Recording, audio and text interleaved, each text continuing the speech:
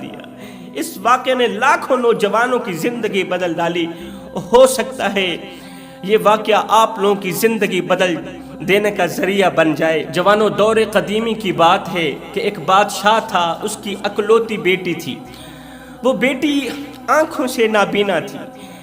اللہ تعالیٰ نے آنکھیں تو دی تھیں مگر دیکھنے کی طاقت نہیں دی تھی۔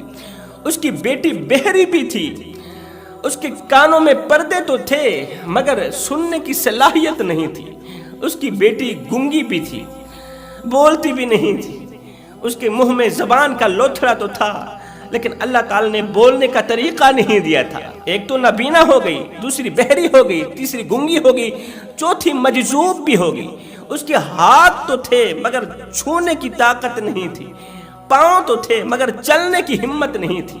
اکلوتی بیٹی ہے، مجذوب بیٹی ہے، نابینا ہے، بہری ہے، گونگی ہے، وہ سب کچھ ہے۔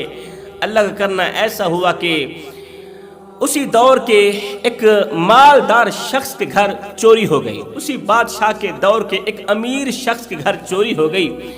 تو ساتھ والے گاؤں میں ایک عبادت گزار نوجوان تھا جو دن کو روزہ رکھتا، پوری رات قیام کرتا تھا، پوری رات رکوع کرتا تھا، سجدوں پہ سجدے کرتا تھا، رب کے عشق میں، رب کی محبت میں، معرفت الہی میں اس قدر رو کر دعائیں مانگتا تھا کہ اللہ بس تو راضی ہو جا، تجھے راضی کرنے کے لیے میں دن کو روزہ رکھتا ہوں، پوری رات قیام کرتا ہوں، اللہ میرے یہ روزے اور میرے قیام اپنی پاک بارگاہ میں قبول فرما۔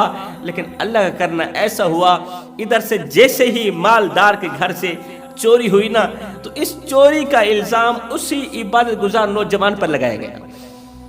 نوجوان کو چور سمجھ کر سپاہیوں نے نوجوان کو اٹھایا، بادشاہ کی عدالت میں پیش کیا، شاہی محل میں پیش کیا۔ اس دور کے مجرموں کو شاہی محل میں لا کھڑا کیا جاتا تھا اور بادشاہ کے حکم پر ہی مجرم کو سزا دی جاتی تھی۔ اس چوری کا الزام عبادت گزار نوجوان پر تھوپا گیا، عبادت گزار اللہ کے محبوب پر لگایا گیا یہ الزام۔ لیکن عبادت گزار نوجوان اس چوری سے بالکل ہی بے خبر تھا، وہ چور نہیں تھا، اس کو مجرم ٹھہرایا گیا، اس پر الزام لگایا گیا۔ مصیبت آن پڑی، دکھ کی گھڑی آن پڑی، پریشانیوں کا وقت آ گیا۔ جوانوں یاد رکھنا، زندگی میں جب مصیبت آئے، زندگی میں جب تکلیفیں آئیں، پریشانیاں آئیں، مصیبتیں آئیں، تنگیاں آئیں، اللہ کی طرف سے کوئی آزمائش کا وقت آئے تو تکیے پر رونے سے کہیں زیادہ بہتر ہے سجدوں پر رو لیا کریں۔ اس سے اللہ بھی راضی ہو جائے گا، تمہاری پریشانی بھی دور ہو جائے گی۔ اللہ اکبر، کوشش کیا کرو اپنے معاملات اللہ کے حوالے کر دیا کرو، کوشش کیا کرو اللہ کی طرف سے اگر کوئی آزمائشیں آئیں، مصیبتیں آئیں تو ان مصیبتوں کو ویلکم کیا کرو، ان آزمائشوں کو ویلکم کیا کرو۔ اللہ کی طرف سے آنے والی مصیبتوں کو ویلکم کرنے والے لوگ عام لوگ نہیں ہوتے بلکہ اللہ کے محبوب لوگ ہوتے ہیں، یہ اللہ کے نیک لوگ ہوتے ہیں۔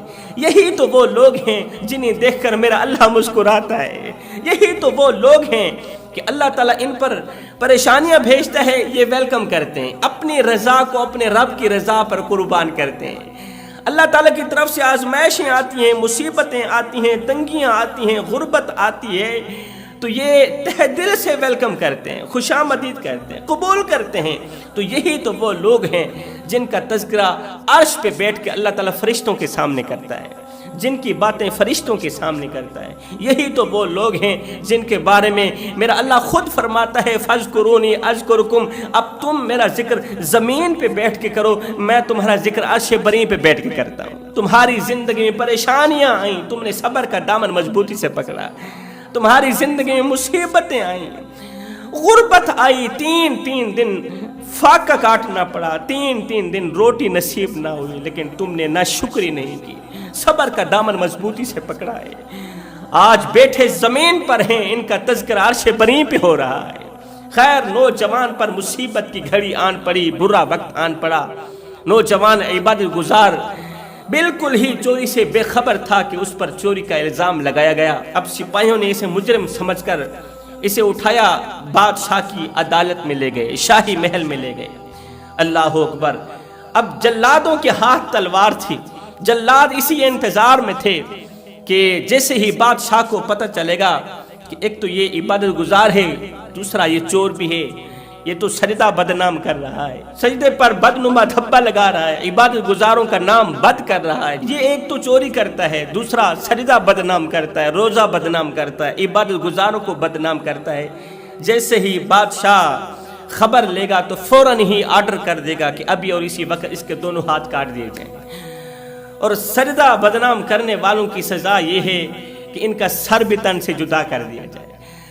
اب یہ عبادت گزار نوجوان جیسے ہی بادشاہ کے سامنے کھڑا ہوا، ہتھکڑیاں لگی ہوئی ہیں اللہ کے محبوب بندے کے ہاتھ، ہتھکڑیاں لگی ہوئی ہیں، بادشاہ کے سامنے کھڑا ہے۔ اب بادشاہ نے آرڈر ہی جاری کرنا تھا، بادشاہ نے حکم ہی جاری کرنا تھا، فوراً ہی جلادوں نے اس کا سر تن سے جدا کر دینا تھا، اس کے دونوں ہاتھ کاٹ دینے تھے، لیکن ہوتا تو وہی ہے جو اللہ چاہتا ہے۔ اللہ فرماتا ہے میرے بندے تو کرتا وہ ہے جو تو چاہتا ہے، پر ہوتا وہ ہے جو میں رب چاہتا ہوں۔ اے میرے بندے تو کرتا وہ ہے جو تو چاہتا ہے، پر ہوتا وہ ہے جو میں چاہتا ہوں۔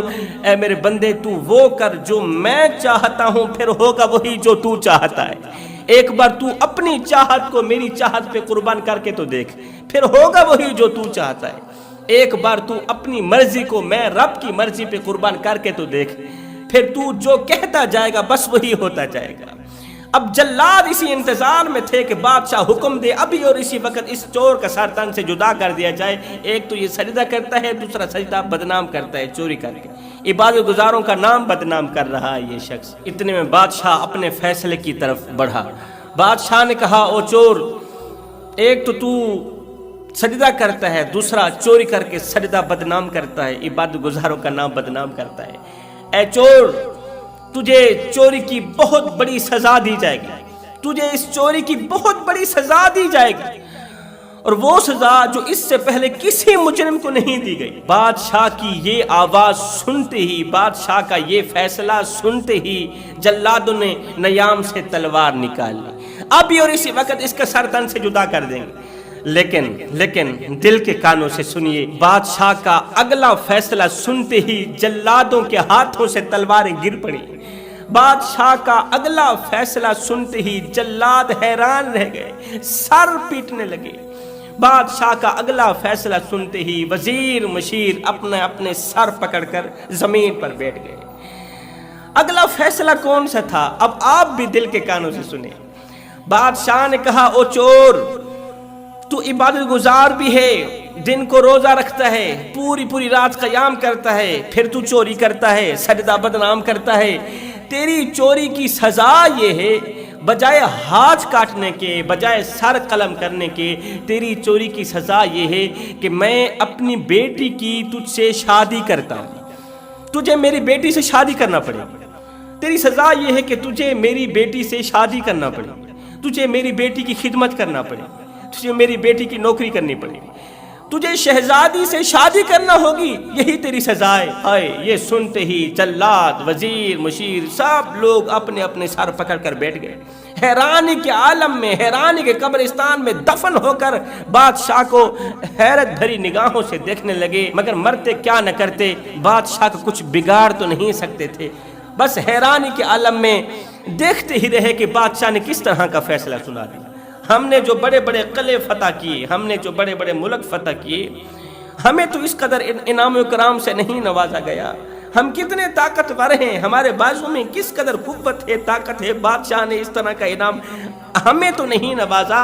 اور ایک چور ہے 2 ٹکے کا، اتنا بڑا مجرم، اتنا بڑا باپی، اتنا بڑا گنہگار، اتنا بڑا چور، ایک تو یہ چوری کرتا ہے، دوسرا سجدہ بدنام کرتا ہے، بجائے اس کا سر قلم کرنے کے بادشاہ نے کس طرح کا آرڈر دے دیا، کس طرح کا فیصلہ سنا دیا کہ تجھے میری بیٹی سے شادی کرنا پڑے گی۔ اللہ اکبر۔ یہ خبر سنتے ہی نوجوان عبادت گزار کے چہرے پر خوشیوں کے آثار منڈلانے لگے، خوشیوں کے آثار نظر آنے لگے۔ تو بادشاہ نے کہا نوجوان